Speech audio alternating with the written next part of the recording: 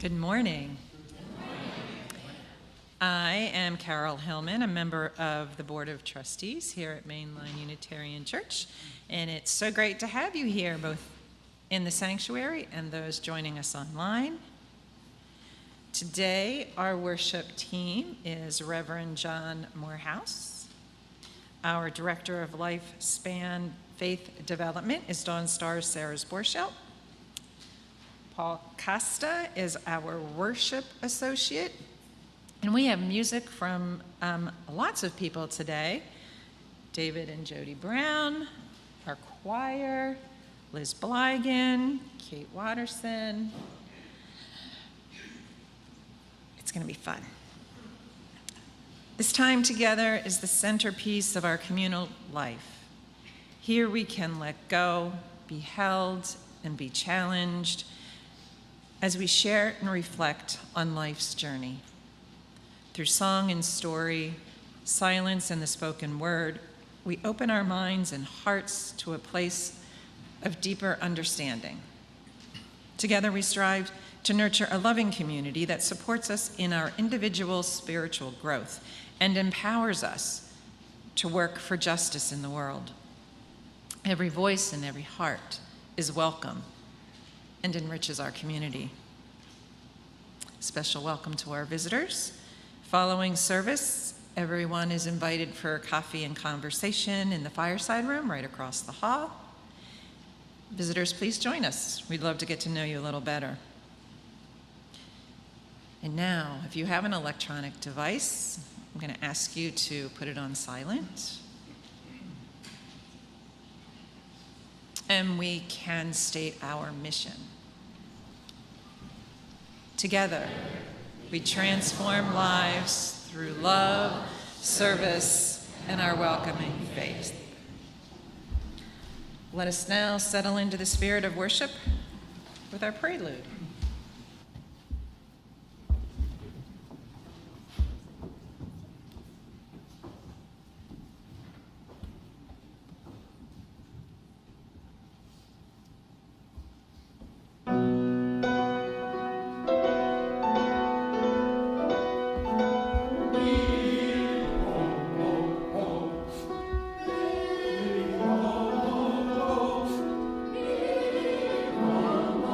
Oh,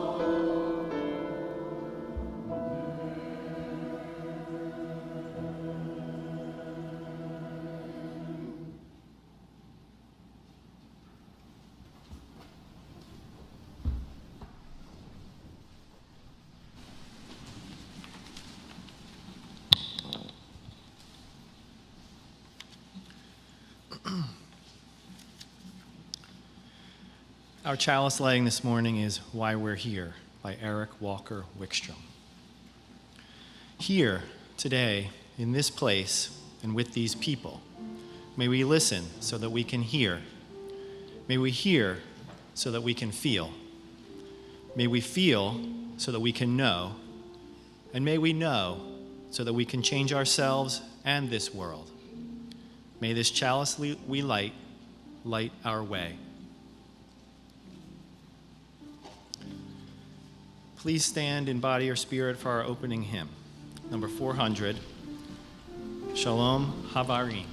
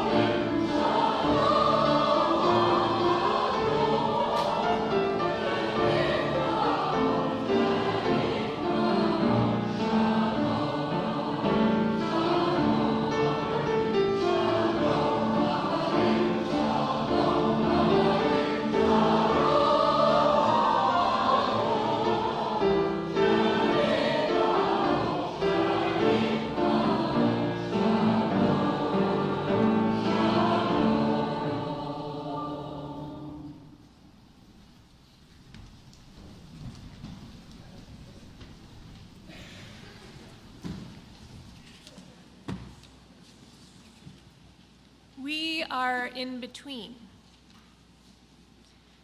In the Jewish tradition, Wednesday evening was the beginning of Rosh Hashanah. Rosh Hashanah is the new year, and this new year is the new year 5785, not 2024 or 2025. So what do you do at New Year's? What do we do? Fireworks, celebrate, resolutions, have fun, eat, food, dance. I think I missed a few out there, but it's a party. So, although there's the ball drop, that's the thing that pops into my head. I didn't hear anybody say. So, Rosh Hashanah is not quite that. There are three main traditions of Rosh Hashanah that I want to share with you because some people probably know these and some people probably don't. One is eating sweet foods like apples dipped in honey to bring in a sweet new year. And since I think this should be called apple season and not pumpkin spice season, I am in favor of this tradition. And I brought local apples and honey, and it's going to be out there at coffee hour, and there's an apple slicer that you can mess with, hopefully successfully, to slice some more apples, because I didn't slice all of them.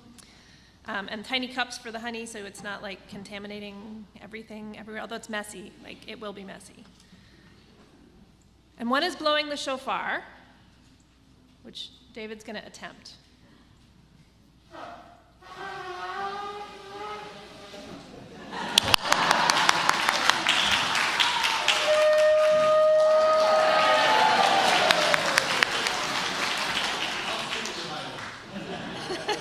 That's so much much better than I could do, because I did try it when I got it out this morning, and I'm like, nope. David's much better. So it's an animal horn, and partly, let's be honest, it is just fun to make a joyful noise for the new year, but it's also a call to humans to wake up and make things right, and a call to God to remember to take care of humanity. And the last idea that I want to share with you is that on Rosh Hashanah, the books of judgment are opened. Anyone who is all wicked, their names are crossed out. Anyone who is all good, their names are written in the book of life. And anyone who's neither all wicked nor all good gets 10 days in which to reflect on their lives, repent of anything wrong they may have done, and reconcile themselves with people they may have harmed and with God. And we're in those 10 days now. That time is the time in between Rosh Hashanah and Yom Kippur. And I'll come back to that in a second. But what's Yom Kippur? So Yom Kippur is the day of repentance. It is the most solemn, most important holiday in the Jewish calendar. It's the day on which everyone is supposed to go to synagogue and pray for forgiveness. Forgiveness from God, but also forgiveness from other people who you might have harmed in the past year. So we are in this in-between time. This time when everybody, because nobody's really all bad or all good, so when pretty much everybody is supposed to be reflecting and repenting and seeking reconciliation. Okay, those are big, complicated words. They're good words, but they're big and complicated. And we're not all Jewish, although some of us are, because you can be Jewish and Unitarian Universalist. But the thing that Jewish people do during this in-between time is a good thing for anybody to do. And we can invite that practice into our lives in some simple ways, despite the big, complicated words. One simple way to do that is to listen. We can listen to ourselves, really listen to the still, small voice within that tells us when we've done something we know wasn't right, or when someone else has done something to us that wasn't right. Maybe you hear that voice right now, or maybe you don't. Either way is okay. But any practice of listening helps us open up our hearts for more kinds of listening. So for a moment here, let's listen. Take a good deep breath and let it out.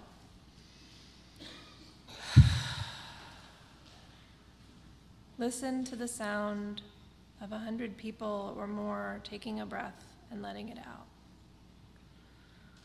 Or maybe just you if you're live streaming this service at home. And let yourself become quiet. But keep breathing, that's important. Listen. Hear the small sounds of people sitting together, of the birds outside. Hear your own inner voice. Listen. Listen. Listen to your heart's own song. Listen, listen, listen to my heart's song.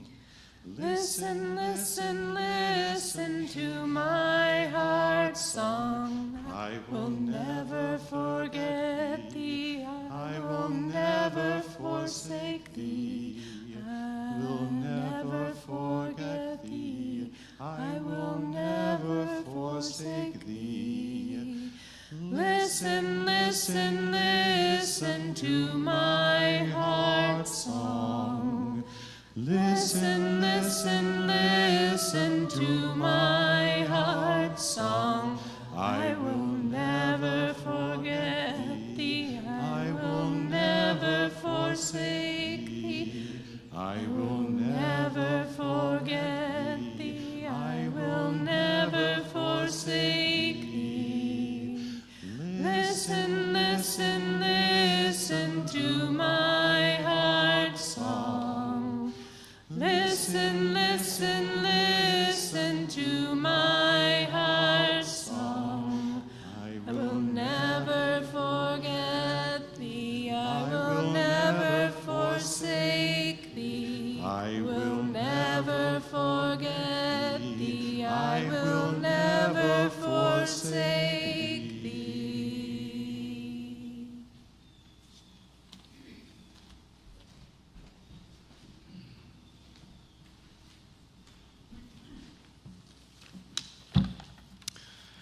This month's offering outreach partner is Need Indeed, whose mission is to transform teaching and learning in Philadelphia's public schools by connecting the classroom with the community.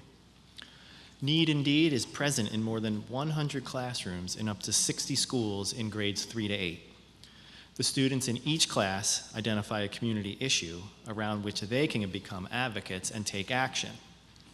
We are going to hear directly from some of these students in a short video presentation.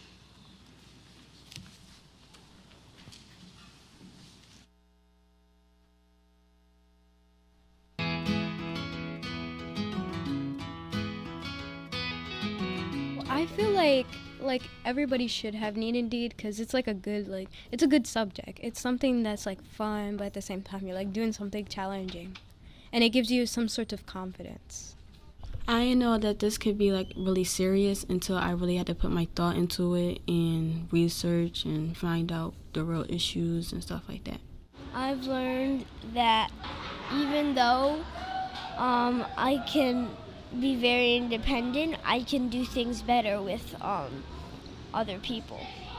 We work together pretty much all the time, and we searched up a lot of things on like the iPad and laptops.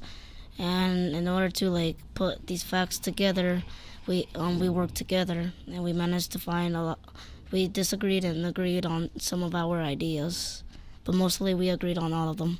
Working together made us better friends. We actually connected and we worked together and we didn't fight. Well, we probably did fight a little bit, but we got together after. And we worked it along and we got this far.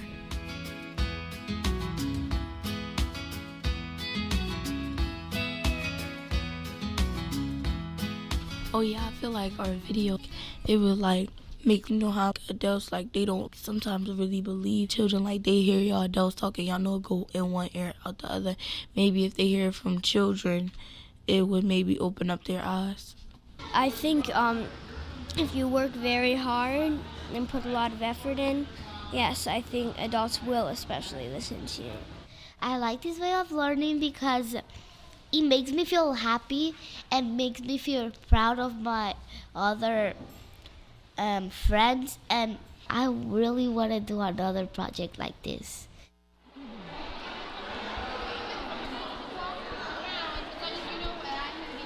I feel like so happy and excited because like this never happened to me before.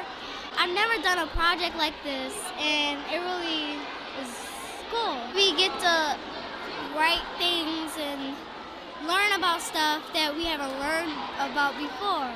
It will be really, really, really, really exciting to do it again because it would just be fun to learn more and more as we grow older and really get into this subject. Are we gonna be on the news?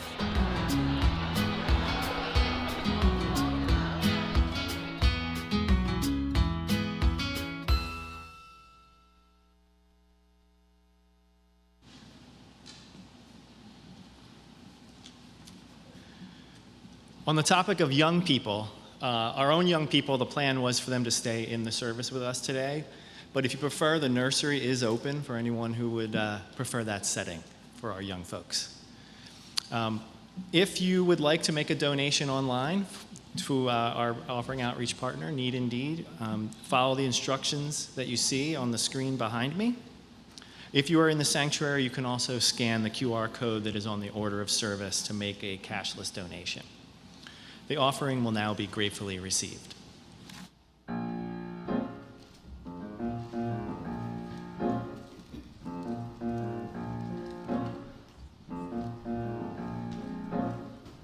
Wash us clean, wash away all sin and sorrow. Wash us clean, Lord, don't wait until tomorrow. All this guilt upon our shoulders, well, it's a new year rolling over. and it's a chance to be redeemed. So wash us clean, wash us clean. Wash us clean, wash us clean. Teach us mercy and teach us justice. Wash us clean, until all living beings can trust us. All this guilt upon our shoulders, well, it's the new year rolling over, and it's a chance to be redeemed. So wash us clean, wash us clean. On this day all debts are canceled and all trespasses forgiven.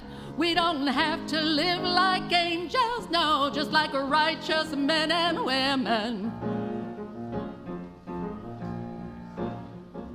Wash us clean, in the book of life inscribe us. Wash us clean, for another year revive us.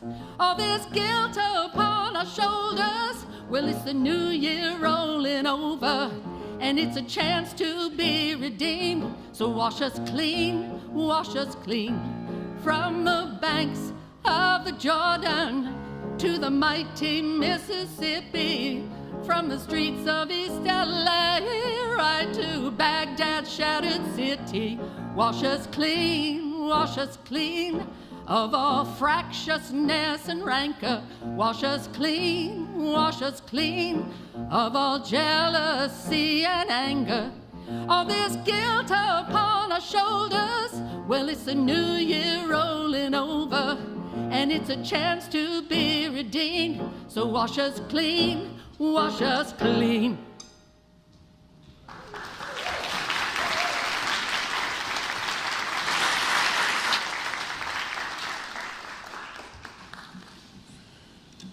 We'll just do the affirmation of gratitude from here. Please join me. It is printed in the order of service or on the screen.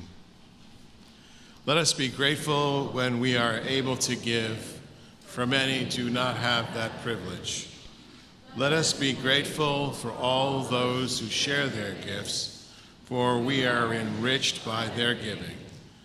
And let us be grateful even for our needs, so that we may learn the generosity of others.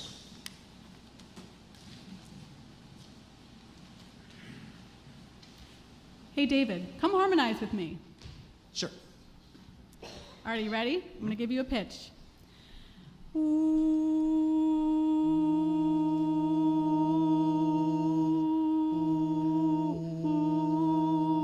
No, I don't think that's quite right. Can you try it again?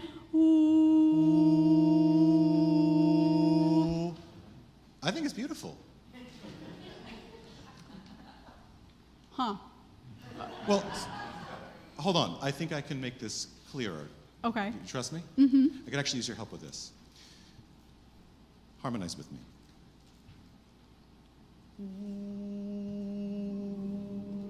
Go ahead and sing. And choir.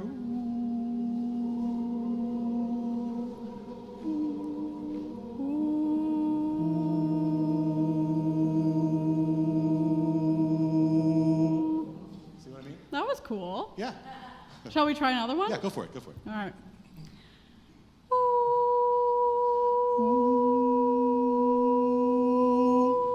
No, I don't think that's right. I've not steered you wrong before. have I? All right.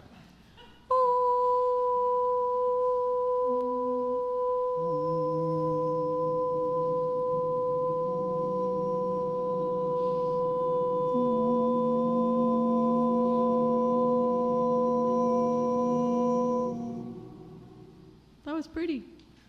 This is not so unlike the nature of many of our interactions in our household.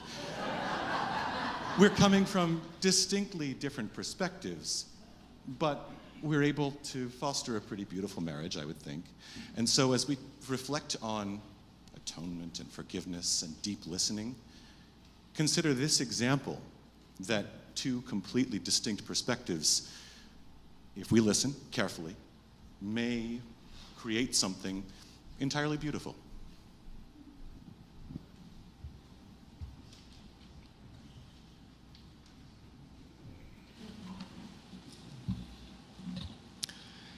Candles of Community is MLUC's ritual of personal sharing and support in a trusted and safe environment. After each candle is lit, please join me in saying, "We hold you in our hearts." We light a candle for Angelica Feliciano, who shares that her father had a stroke on Monday morning in the Philippines. He is in a hospital in Manila. For Angelica, her father, and the Feliciano family, we hold you in our hearts. Tina Adams and Brian Warren light a candle of immense joy due to the birth of their grandson, Sebastian Grajales, on October 2nd.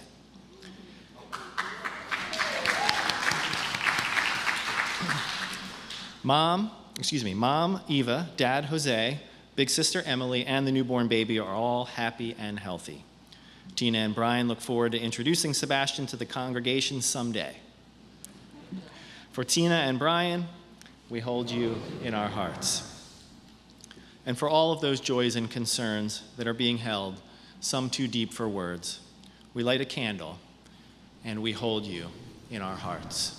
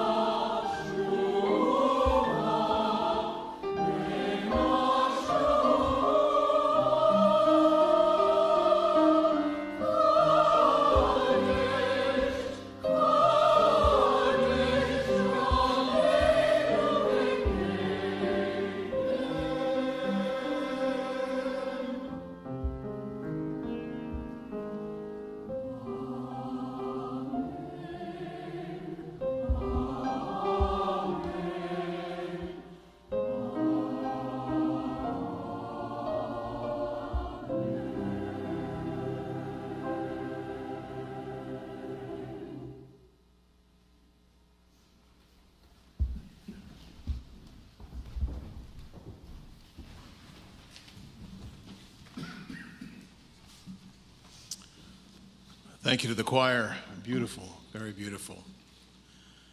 This is an in-between time, to be certain, the time between Rosh Hashanah and Yom Kippur. a time when in the Jewish calendar many people are thinking about what they'll do either to forgive someone or to ask for forgiveness. At the heart of that question about forgiveness is this very thorny idea of revenge. Revenge. The movie industry makes a lot of money on revenge. Politicians make a lot of votes on revenge. And in the Middle East right now, the eye for an eye war is creating a great deal of heartbreak and sadness throughout the Middle East. Not just the Jews who've been attacked, but of course the Lebanese and the Palestinians who are dying by the hundreds. And what will all that war leave but more revenge? And revenge doesn't have to be so global in scale. It can be something like your best friend told another person some secret that only you wanted her to know, and now you want revenge, right? Or there's an old hurt in a marriage that's been there for a long time, and even talking about it doesn't seem to quite get at it, and there's this sense of the need of revenge. How many times have you thought about revenge? I'm pretty sure all of us have thought about it. You only have to watch the news, for crying out loud, and you'll start thinking about it, because it's permeating there. Was it last week? Was it yesterday? Are you thinking about it now? And for those parts of the world in your life that you actually have control over, can you offer forgiveness? Can you find forgiveness? Has someone forgiven you? Have you been able to forgive someone who's hurt you? The answers to the questions of forgiveness and the thorny problem of revenge are very complex, and we're not going to get into those other than to say that in this in-between time, in these days that we have right now, perhaps we should be thinking about how we might find forgiveness, or we might give forgiveness. There are many stories of forgiveness by those who have survived. The Amish who forgave that school shooter in their little school. But there are also stories about people who have not yet been able to forgive. So as we prepare to think about this, and I do consider this sort of the season of forgiveness, a time for renewal, I would ask you, first of all, what forgiveness is. My colleague Carl Scoville put it this way. He said, forgiveness is not denial. It's not that we simply forget about it. No problem. Perhaps you've been doing that for a lifetime. Forgiveness is not excusing. It's not being nice.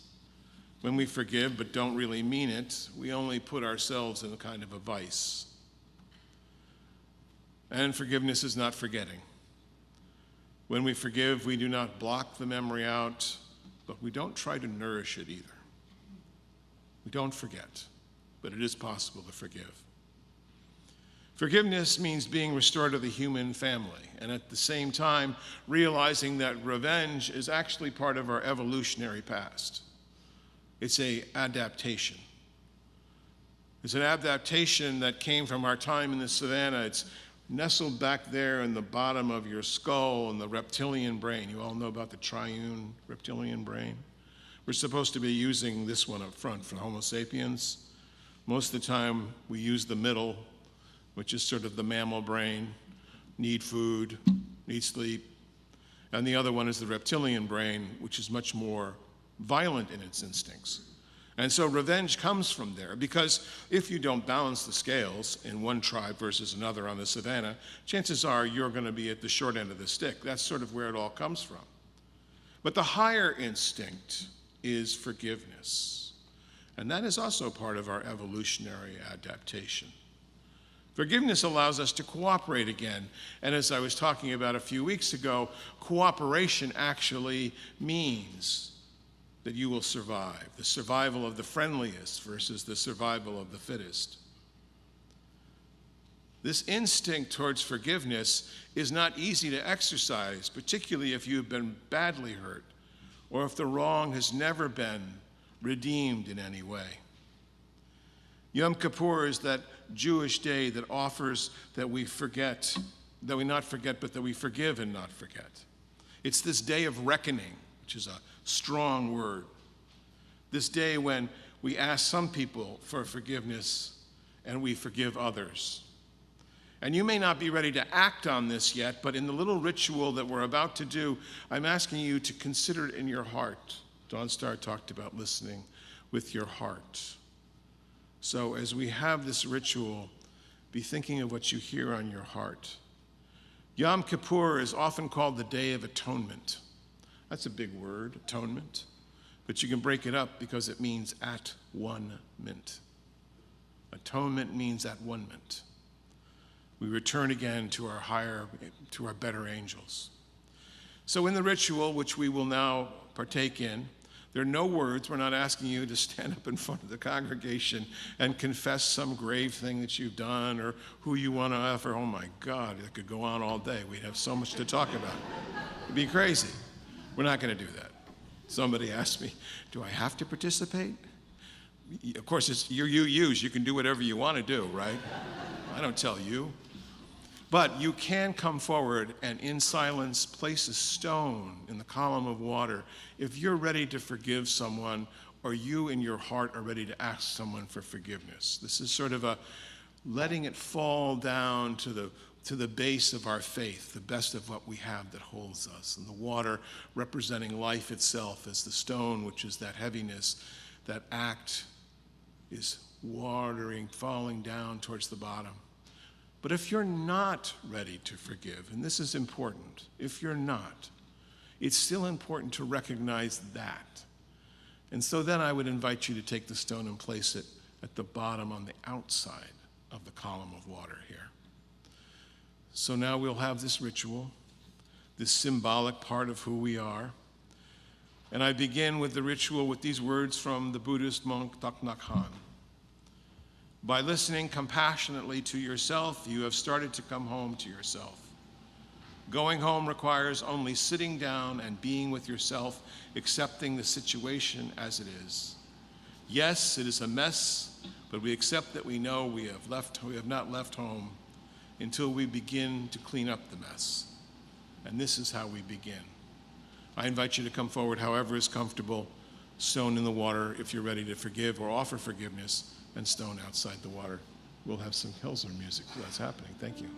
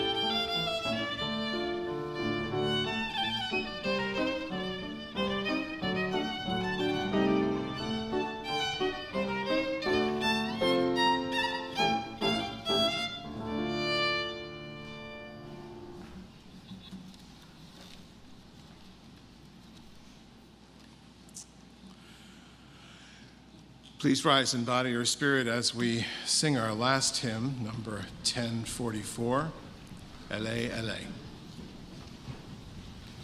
Okay. Follows.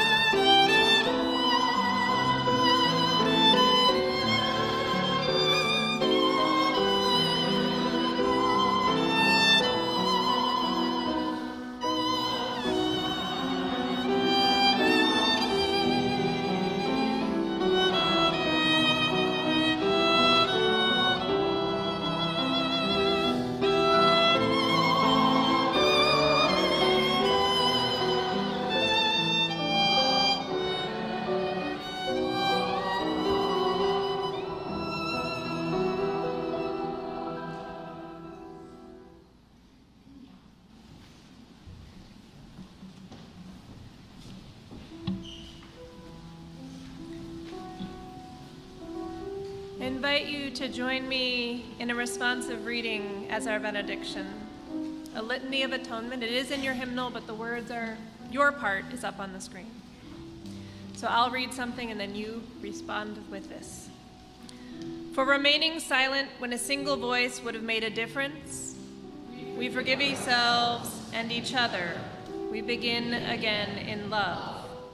For each time that our fears have made us rigid and inaccessible, we forgive ourselves and each other. We begin again in love. For each time that we have struck out in anger without just cause, we forgive ourselves and each other. We begin again in love. For each time that our greed has blinded us to the needs of others, we forgive ourselves and each other. We begin again in love. For the selfishness which sets us apart and alone, we forgive ourselves and each other. We begin again in love. For falling short of the admonitions of the Spirit, we forgive ourselves and each other. We begin again in love. For losing sight of our unity, we forgive ourselves and each other. We begin again in love. For those and for so many acts, both evident and subtle, which have fueled the illusion of separateness, we forgive ourselves and each other. We begin again in love. Please remain for the postlude.